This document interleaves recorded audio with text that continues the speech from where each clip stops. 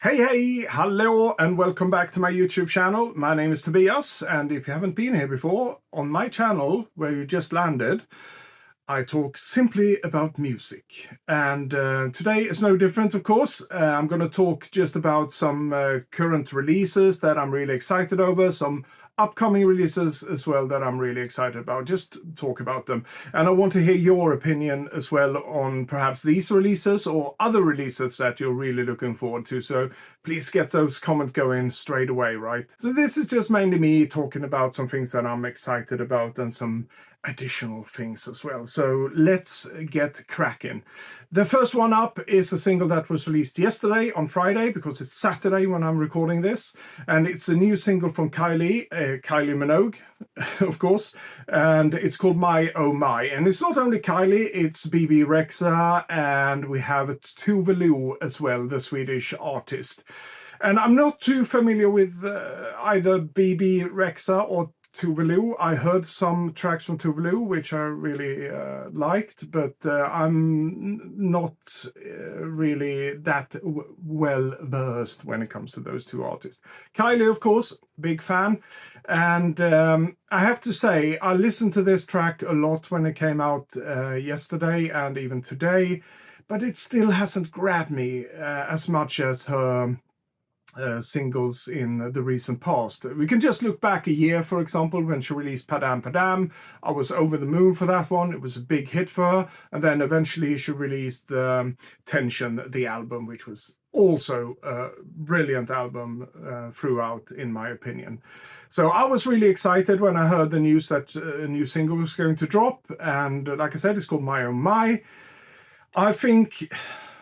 Well, I'm not going to go into the lyrics. It's basically the three ladies here, the three women are introducing themselves. So Kylie introduced herself with her zodiac sign and what she's going to have to drink. And it's all about, I didn't think that this night would turn out like this, or this day would turn out like that, because they meet someone very significant in their life, perhaps. And then Bebe Rexha go on to introduce herself in the same manner, and Tove Lo as well. I think those introduction parts are quite nice, but the refrain itself is a typical la la la refrain, and it hasn't really stuck with me. A lot of those refrains really stuck with you straight away, or get stuck with you straight away, that is. But this one hasn't really done that. All I can think of when I hear that refrain is I'm blue. Well, to me, it's a really familiar melody in the chorus of My Oh My that does resemble something from Eiffel 65 and I'm Blue. And let me just get this straight, I'm not accusing them of stealing or ripping off anything here. It's just that it reminds me of that melody, but I could be totally wrong. Go out, listen to it yourself, and you be the judge. And please let me know if I'm totally wrong on this one. But anyhow, the track itself, My Oh My, is produced by a guy called Steve Mack. It did ring a bell somewhere for me, but I had to look him up. He had been producing, among so many others, Ed Sheeran and Little Mix, just to name a few. But yeah, I wasn't too familiar with that name. But like I said before, Bebe Rexha and Tove Lo, not that familiar with the material. I have heard some of Tove Lo's songs before, and I do like what I've heard. And when it comes to collaboration between these three artists, they have been collaborating before. Kylie did something for Bebe Rexha on one of her records, and I think back in 2019, if I'm not misremembering things, Tove Lo and Kylie did something on Tove Lo's album at the time, which was quite good. But also what I read is that Bebe Rexha and Tove Lo both have upcoming or already released albums. So perhaps this was just a big promotion push or stunt, call it what you want, who knows, just to give these two artists a bit of a push. And Kylie, of course. I think they love doing this single, so don't get me wrong, but it doesn't really gel with me. It doesn't really feel like a typical Kylie single to me, but hey, artists have been known to change before, so we'll see. Perhaps it grows on me, becomes one of those big summer anthems. but at this point in time, I highly doubt it. At least for me, that is. But we'll see later on this year what happened to this one. Something that I am excited about is the prospect of a new Kylie album, of course, and we haven't had anything official yet, like a title or release date or anything like that, but I'm sure she's working on something. She presented another new song in a live show recently. I think it was back in June. It was a duet with, and the name escapes me at the moment. It's this bloke from I think it's originally from South Africa and now living in America or Canada, and got that country flavor. It's a lot of, you know, that country pop trend is going through the industry at the moment. There's a lot of people either talking about it or actually doing it at the moment, and we'll talk more about that later on in this episode when it comes to another artist. But yeah, we'll see. In a way, Kylie already did that with Golden a couple of years back, a bit of that country flavored pop. But yeah, we'll just have to wait and see, right? So yeah, that was Kylie. The next release is something that I'm really excited about. It's a new album from Betty Boo, and just a short one on Betty Boo if you're not familiar with Betty Boo. She's right behind me here. She started out in a rap group, a girl rap group back in the late 80s, if I'm not mistaken. I think they were called She Rockers or something like that. Anyhow, they made famous really because they got to do some warm-up gigs for Public Enemy back in the day. It was probably for the Fear of a Black Planet tour or something like that.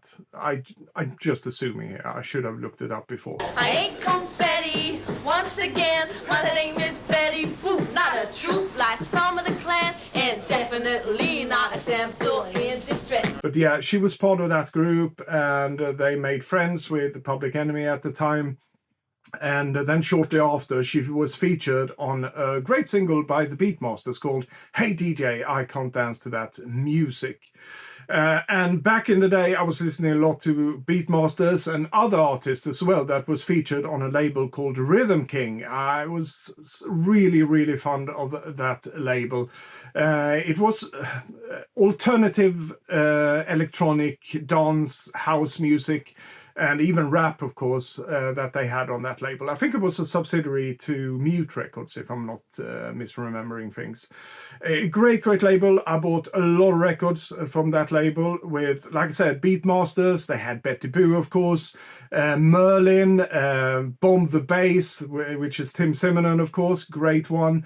And S-Express, Baby Ford, yeah, and Cookie Crew, of course, a great one as well. There were so many great artists on this label, and they formed what was it was basically my stepping stone into what would become the techno scene in the early 90s as well, and the house scene, of course, and all of that. But yeah, they had some really great music.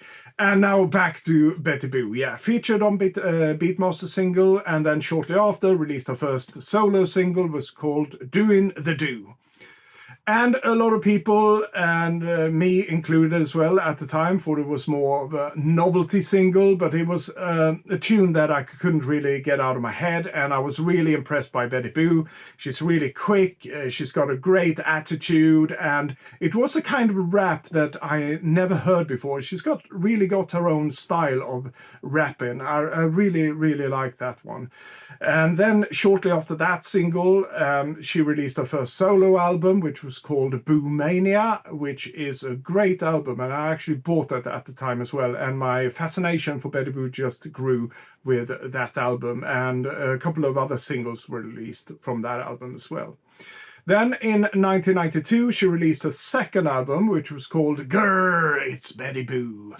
And that one, I thought it had a couple of good tracks on it. I just recently listened back to it, and my opinion of it hasn't really changed. I think there are a couple of standout tracks on it, but it wasn't really up to the same standard as Boomania, for example. So my interest around Betty Boo really fizzled out at the time, and so did Betty Boo shortly after this one. There was a couple of singles released from Grr, It's Betty Boo as well. But I don't know what really happened, but you know, life comes in the way, things happened, and I'm sure that is the case with Betty Boo as well.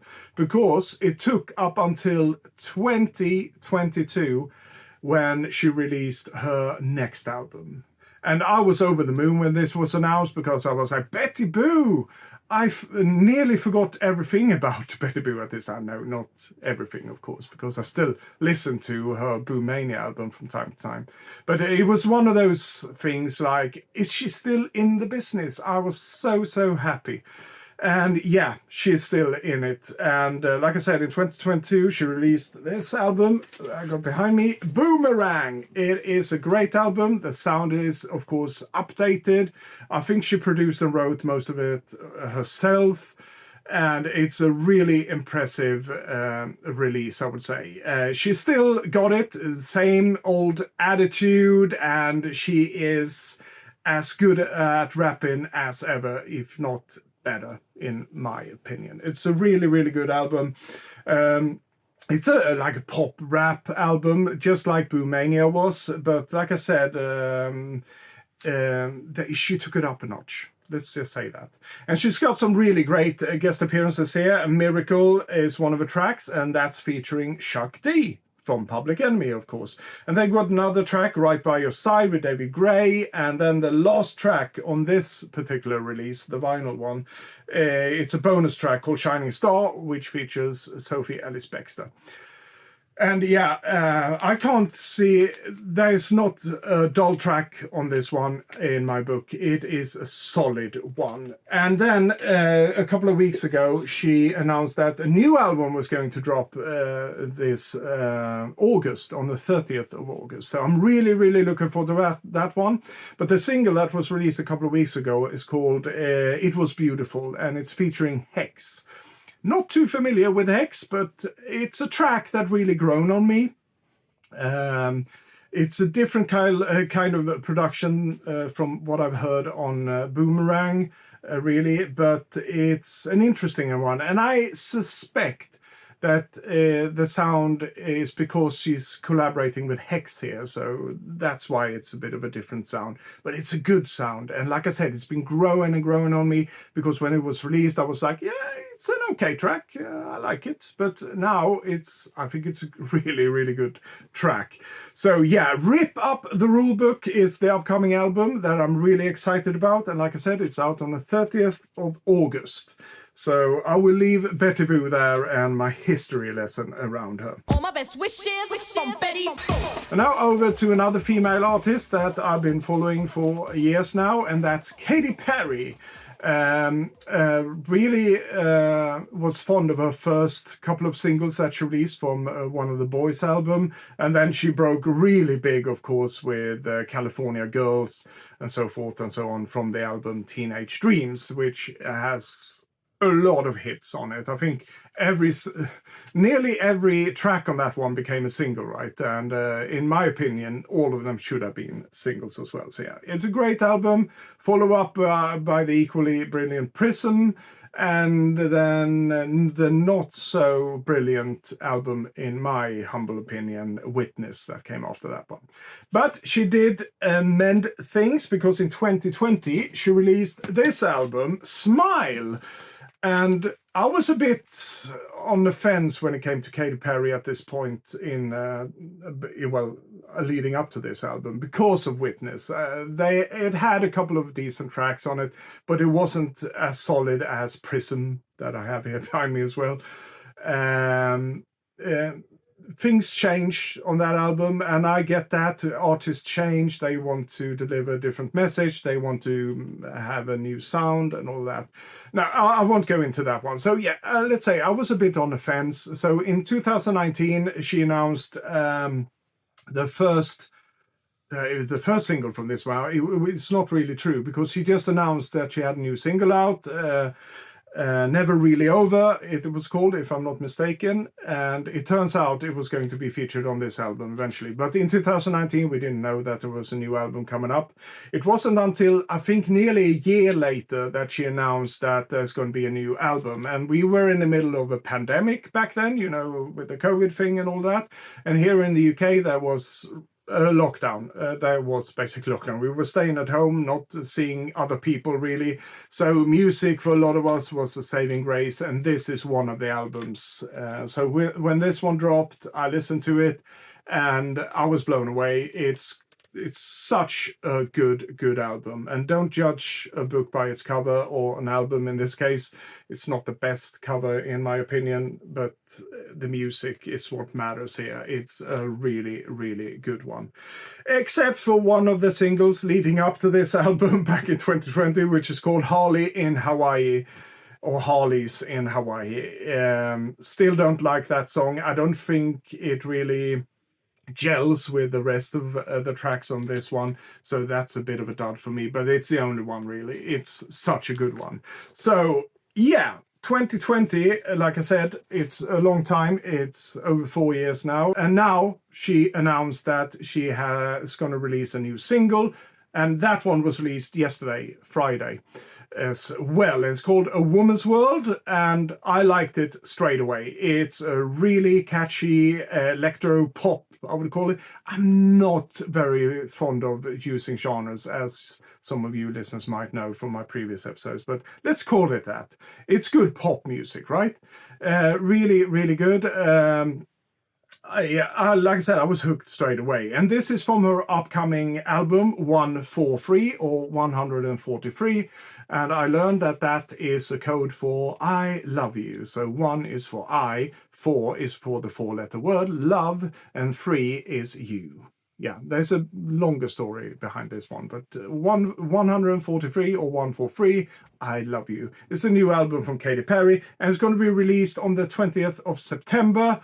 And of course, I'm really excited about this one. I really hope that the rest of the tracks sound as good as this new single, Woman's World. Really good one, yeah. Another one that I'm really looking forward to is both the single and the forthcoming album. And I'm talking about the Australians, can we call them synth-pop duo, Empire of the Sun. And I got 2 of their albums here right behind me. A brilliant duo that created a sound that is, of course, influenced by 80s synth pop, I would guess, but they created a very distinctive sound. So I would say if you put on any track and play it to someone, they would probably be like, oh yeah, I recognize that, that's that group. And then you say, yeah, it's Empire of the Sun. Oh yeah, that one. Because back in 2008 they released Walking on a Dream, the album, the single as well, of course. There was a couple of other singles from that album, and they were just brilliant, and it catapulted them to international stardom. And it was the sound, I think, because they really created their own sound. So yeah, that was the first album, 2008. I was hooked straight away. And then in 2013, Eyes on the Dune, that's just behind me here, came out, an equally brilliant album. And then we just had to wait 3 years until the next one came out, and that's this one, the green one behind me, Two Vines. It's such good pop albums, and we really haven't heard anything since this one was released, at least not me. They probably did some collaborations throughout this, because they are part of 2 other groups, if I'm not mistaken. So they probably had something going on the side there with those groups and so forth and so on. But with Empire of the Sun, this was the last sign of life from them in my book. But now, in 2024, they announced we're going to release a new single, which they did a couple of weeks ago, and it's called Cherry Blossom. Great track, once again, unmistakable sound of Empire of the Sun. I love that one. And along with that one, for the digital single, can we call it that one, the streaming single, 2 other songs as well, Music on the Radio and Changes. And those 2 are actually outshines Cherry Blossom in my book. I think all 3 tracks are good, but those 2 should be the main single tracks in my book. Really, really good. Yeah, and a new album, of course, from Luke and Nick that are Empire of the Sun. The new album is called Ask That God, and it's going to be out on the 26th of July this year. So I'm really, really looking forward to that one. I mean, Cherry Blossom, they still kept that unmistakable sound, as I said. So I can't imagine they changed that formula for this new album. So Ask That God, soon to be released. Really, really looking forward to that one. And I go forward in my notes here because there's a lot of singles to go through. Another track that came past me just recently through a playlist. I think I talked about this before. I have a lot of playlists on Spotify that I listen to when I'm going to work and going home from work and so forth and so on. And once that playlist runs out, it usually gives me a recommendation based on that playlist. And all of a sudden, something popped up. Actually, a couple of tracks popped up, but the first one was a track called Lost in Space by Foster the People. And I never heard of this group before. An American, it says when you read up on them, like an indie rock pop band.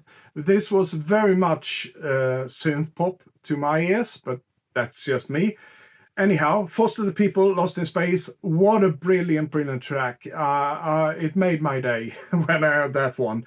And it turns out they have a forthcoming album coming up, Paradise State of Mind, on the 16th of August. So I'm going to keep an eye out for that one. And in the meantime, I'm going to listen to more Foster the People. So that's just the brilliant thing about music, right? I love discovering new music, things that I might have just passed by for one reason or the other. But I never heard of Foster the People before, but I blame my age or something like that.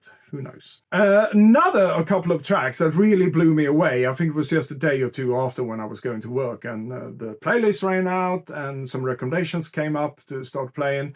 And I was like, oh, what is this? A great electronica track, very hard-driven track. I'm lost for words here, really, but it was the first thing that popped into my mind was a lot of artists akin to Chicks on Speed and things like that, you know, really stripped down, sometimes very angry, very aggressive electronic music, bordering on pop, of course. And what I'm talking about is Charli XCX. This was a track, the first one was called 360, and the other one was Von Dutch, or Von Dutch.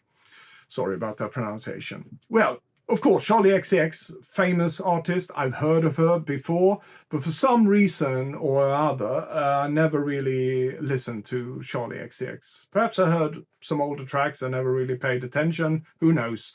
But these ones are brand new tracks from her new album, Brat. And I was aware of its release, of course, but like I said, I never really looked into Charli XCX for unknown reasons. But I was blown away. Really good, hard-driven electronica, and I love the voice. I love the arrangements of it. And I was a bit surprised because apparently this is chart music as well. And I shouldn't really be surprised because I've gone through the 80s and the 90s with some really weird things that were charting. But this is not weird in that kind of a sense. It's very minimal. And it's not like any other pop record out there, let me tell you. And some of you have probably already heard it, and you're like, yeah, we know. But to me, this is, of course, something borrowed from the past, but it's also something really, really fresh.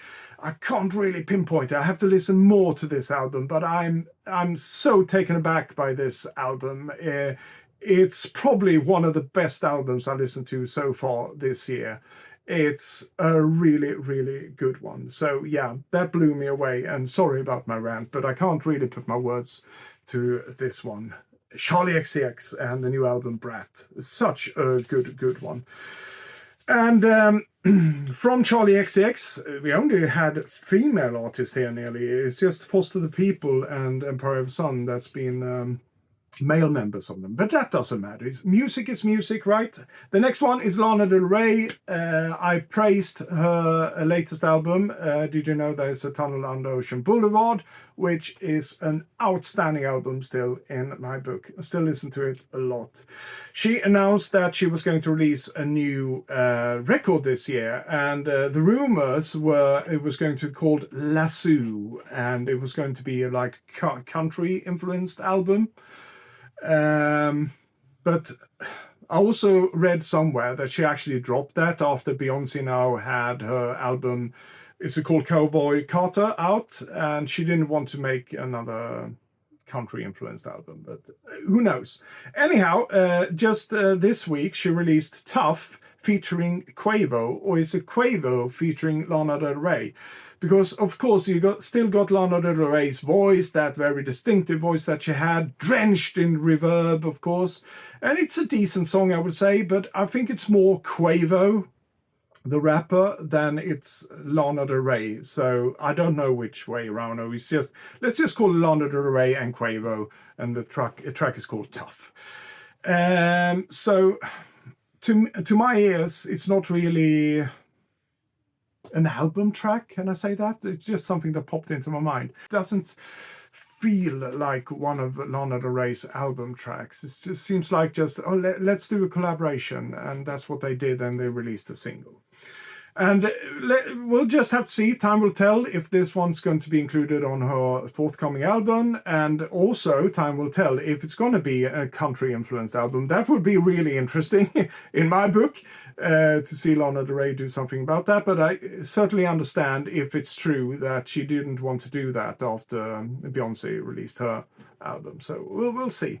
But once again, it's Jack Antonoff production around this. He's one of the co-writers. There's a lot of writers on this track, but Jack Antonoff has his finger in this one as well as many of her other records. So we'll just have to see. But it's something that I'm excited about, her forthcoming album. Tough, the new single, not so much. That's it for this episode. That was a couple of singles and albums that I think is worth getting excited about at the moment, either if they're current ones or upcoming ones. Now I want to know, what are some of your favorites? What are you listening to at the moment? What do you get excited about when it comes to music, and even upcoming music for that matter? Please put it down in the comments, please. I would love to start that discussion. And before I leave you, I just want to say a big thank you to all of you who are subscribing to my channel. Like I said before, it really warms my heart. And you know what? If you really like what you're seeing, please consider giving it a thumbs up, or why not subscribe? Wow! And all those bells and whistles that we have here on YouTube as well. Well, that's it. I'll be back soon, guys. And until next time, you all take care of yourself. And as usual, adieu.